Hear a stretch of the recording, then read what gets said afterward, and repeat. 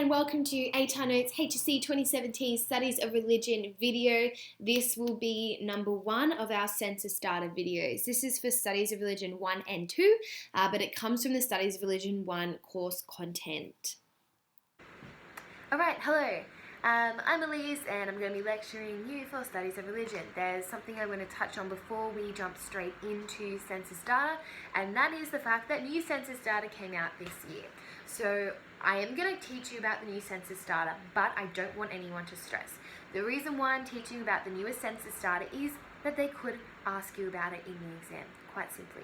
Don't stress, if you haven't looked at it already, I'm pretty well going to tell you everything you need to know in this video and the next census data video after this. So in the next half an hour, you're going to know everything you could possibly need to know. The reason why I know you need to know this is because I actually called NISA and I said, I just want to make sure that I'm interpreting the syllabus correctly when it says the newest census data is examinable. This is no longer 2011, that's 2016, and they got back to me and said they believe it is best practice for students to be studying the latest census data. For this reason, I've got you covered. Don't stress, 2011 data is not useless. Everything you've learnt so far, don't throw it to the wayside. Still really important for your HSC in the next weeks, days, whenever you're watching this. It is still really important. Don't discard anything you've learnt. 2016 is just an extension on what you've already done in 2011. It's remembering a few extra things. For some of it, the stats have stayed the exact same, so you can just chuck 2016 on the end of what previously would have been 2011. Anything like this, I've gone through it, I've outlined it, I've made sure that everything is up to date as much as possible. So with that, don't stress out at all, please, just to make your way through this video and the next one, and I'm sure that you'll realize it's not at all as daunting as what it might initially sound. So with that, onwards with the census data. Just wanted to identify that the newest census data came out on the 27th of June in 2017. There was a 95.1% response rate. The census was done in 2016, but it did come out this year. So just be aware that when we're referring to the latest census data, it is from 2016. There was a huge hashtag census fail. You can imagine that Twitter had a field day. 63% of people completed the census online. A total of 209,000 Australians left off their first names when completing the census. This is only 0.9% of the population, but if we move back to 2011 census, that was just 0.2%. 274,000 people left off their surnames. The reason I bring this up is not because you need to memorize this for the Studies of Religion exam, but I just want to bring up that this was an odd census in our history. And people were very concerned, some people were very concerned that there would be security breaches and compromise if they completed this online as opposed to on paper. Sure enough, on the night of the census, the website went down because it was attacked. Very interesting. I've just put some little memes down the bottom there to see what an absolute field day Twitter had at the time. To contextualize it, I always do this when we're talking about census data so you understand what the data could possibly be useful for. It's not just about some people like Chandler Bing who are really happy and excited to know exactly what the stats are of the universe, but instead it's used in really practical matters as well. Sociological research, first of all, assigning of religious services to hospitals, prisons, armed services and universities as well. The location of where we're going to put places of worship. We can turn to the census data to see if there are no Christians in this particular suburb or the surrounding suburbs, why would we put a church there? But if there's a whole bunch of Hindus, maybe we'll have a temple instead. So this is really important to look at as well. Note that the religion question is optional on the census. So not every single person who completes the census will answer this question. I just put up here some notable statistics. In 1966, because it's nice and random, 1991, and then 2016.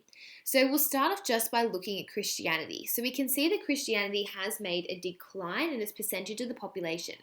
88.2% of the population in 1966 identified as a Christian, down to 74%, and then most recently to 52.1%. So it has been on a decrease pretty well every census since. Then we look at other religions. Other religions is other religions that are not Christianity. So Islam, Buddhism, so forth. 1966, only 0.7% of the population, whereas in 2016, 8.2%. So that is quite a significant growth in that religions other than Christianity didn't even make up 1% of the Australian population, 1966, now to make a little bit under 10% of the population. So it is quite a significant increase in showing the religious landscape really is adjusting. No religion, I'm going to touch on mainly in the other video here we've got for the census data, but I will bring it up now as well because there's an interesting comparison to make with the incline of other religions but the decline of Christianity. So when we look at no religion in 1966, again, less than 1% of the population identified as having no religion. 1991, 12.9%. In 2016, 30.1%. I did say this question is option on the census. That does not mean that if you do not answer it, you will be put as no religion. You do not come under the census results for this at all. If you don't answer, it's not grouped as no religion. This is people actively identifying as having no religion to look at. Very, very overwhelming. So for this reason, instead we're going to go through and kind of make a picture of each religion. Feel free to copy this onto a palm card or anything like that as well. The stats are brief, important to remember nonetheless. So in 2011, Buddhism was 2.5% of the population, whereas 2016, 2.4%.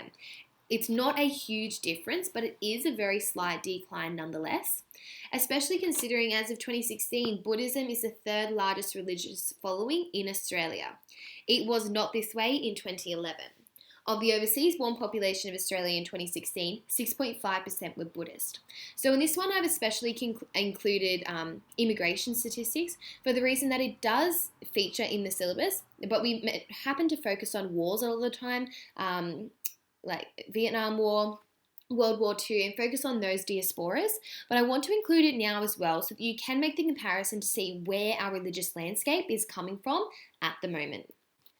Then we'll go to Islam. Of the overseas born population of Australia in 2016, 6.0% were Islamic. Australia's Muslim population has grown from 2.2% to 2.6%. When we see that Buddhism has gone down by 0.1%, it seems more significant than that, but still in the greater scheme of things, it doesn't seem like a huge increase. But when we group all the non-Christian religions together, we see that together there is quite a big percentage increase. Islam is now the second most followed religion in Australia. We could see before it was previously Buddhism, but because they've gone down 0.1% of the population, they've moved into third spot. Australia's Hindu population has had the most significant growth between 2006 and 2016. You would have studied that it has the strongest growth between 2006 and 2011. Just extend that. I'm not telling you anything new here except to extend it over a 10-year period instead of between those two census. In 2011, the Hindu population was 1.3%. In 2016, it is 1.9%. So that's the most significant jump we've looked at yet.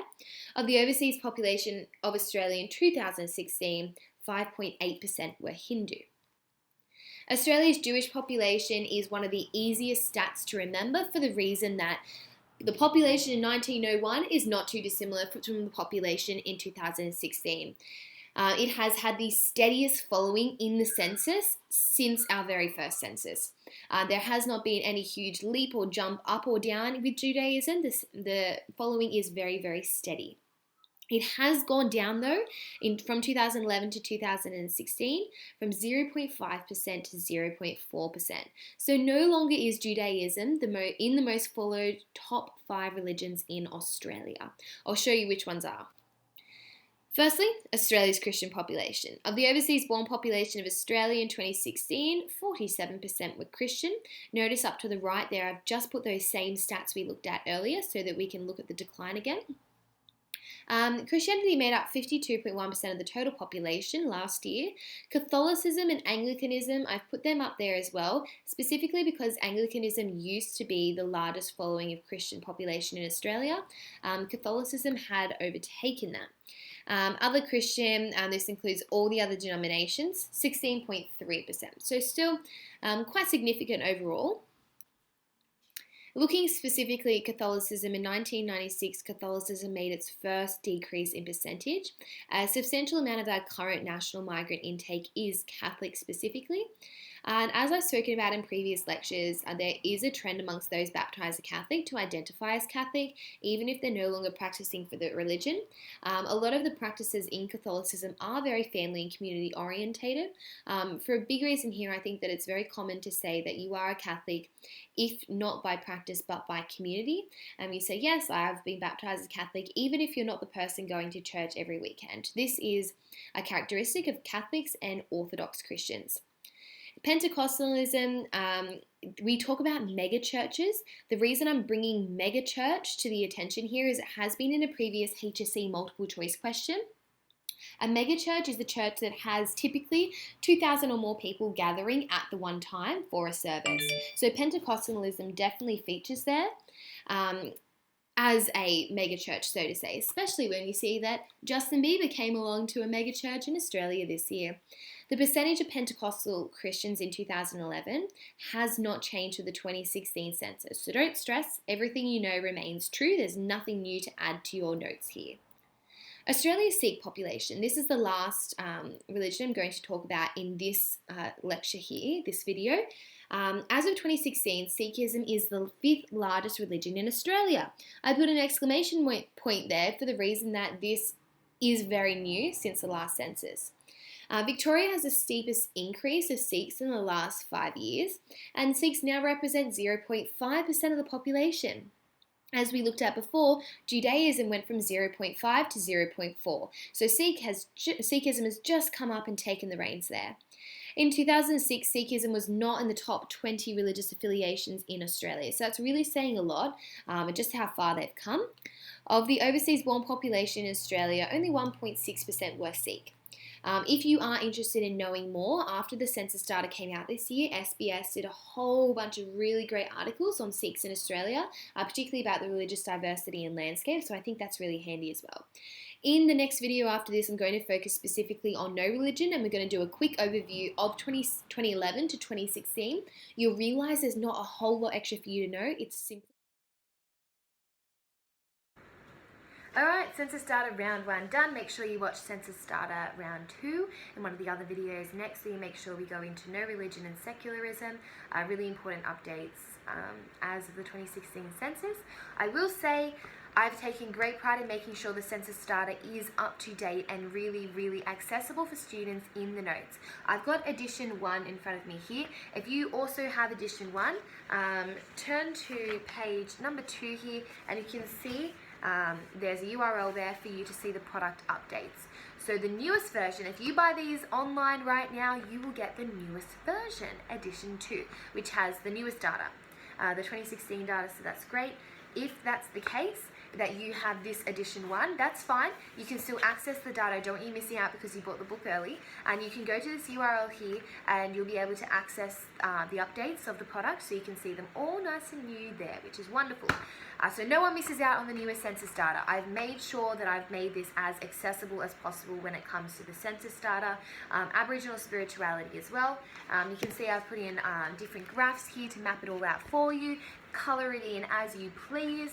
I've written all kinds of information. I've done little case spaces for things that are extra interesting, especially like New Age religions. I've gone into what even is numerology, because that's a lot of fun to read. So I really believe in studies of religion can be a lot of fun, and the census data does not have to be as daunting as what it might first appear to be.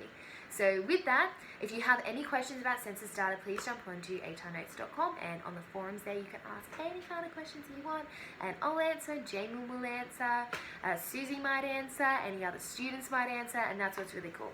And feel free to answer other people's questions as well. So atarnotes.com in order to get all of that good stuff, or go to the shop tab at the top of the website and you can get your hands on a copy of these. Really important to have yourself an excellent set of notes for the HSC, and this not only covers Studies of Religion Core 1, it covers Christianity, Islam and Judaism for Studies of Religion 1, and then it also covers the 2-unit core and then some of the 2-unit options as well at the back of the book there. So you can see all the specifications online on atarnotes.com. I'll see you in the next video.